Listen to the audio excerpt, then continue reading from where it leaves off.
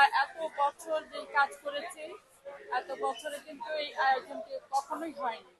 অনেকেই আমাদের মধ্যে থেকে চলে গিয়েছে, নেই। অনেকে অসুস্থ, এখনো বিছানায় অসুস্থ হয়ে পড়ে আছে। আমরা আসলে এই আয়োজনটা করার পেছনে আমি ধন্যবাদ দেব মুক্তিকে।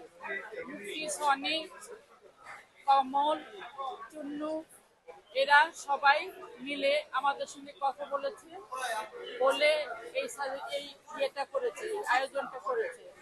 আজকে এত মানে ভালো লাগছে যে এত বছর পর সত্যি শান্তি লাগছে নিজের কাছে, যে যারা আমাদের কাছ থেকে চলে গিয়েছে, এত বড় বড় বিজ্ঞ বিজ্ঞ অভিনেতা অভিনেত্রীরা, ছোট বড় সবাই যারা অসুস্থ হয়ে পড়ে আছে, তাদের সকলের জন্য দোয়া করি আল্লাহ যেন তাদেরকে ভালো রাখে, সই সালামতে রাখে। যারা আমাদেরকে ছেড়ে চলে গিয়েছে তাদেরকে যেন আল্লাহ পাক জান্নাত নসিব করেন। আমরা আসলে এই জিনিসটাকে ধরে রাখতে চাই।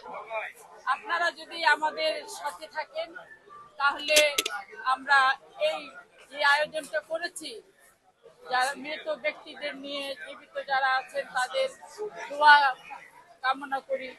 এই আয়োজনটা আমরা যেন ভবিষ্যতে ছেড়ে না দিই, এটা যেন কারো হাত থেকে ফসকে না যায়, এটা যেন চলতেই থাকে।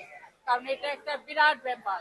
এটা আজ পর্যন্ত ইন্ডাস্ট্রিতে আমি অনেক বছর কাজ করেছি, আজ পর্যন্ত কিন্তু এই আয়োজন কখনোই হয়নি। এখন মানে এই আয়োজন দেখে আসলে সবাইকে, আপনাদের সবাইকে দেখে, আপনারা যে এসছেন কষ্ট করে এসে আমাদেরকে যে ইন্টারভিউ নিচ্ছেন, আসলে মনটা ভরে যাচ্ছে। মানে কি বলবো আর, এখন আর মানে বলার ভাষা নেই। তবে সবার কাছে দোয়া চাই, আপনারা সকলেই সবার জন্য দোয়া করবেন, যারা আমাদেরকে ছেড়ে চলে গেছে তাদের জন্য, যারা অসুস্থ হয়ে পড়ে আছে তাদের জন্য, যারা এখনো এফডিসিতে ঘোরাঘুরি করে, চলাফেরা করে একটু কাজের জন্য, তাদের জন্য দোয়া করবেন। তারা একটু কাজের আশায় ঘোরাফেরা করে, তারা যেন কাজ পায়, কাজ করতে পারে।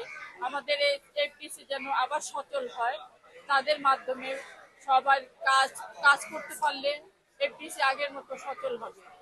সচল থাকলেই সবকিছু করা সম্ভব সম্ভব আমাদের পক্ষে।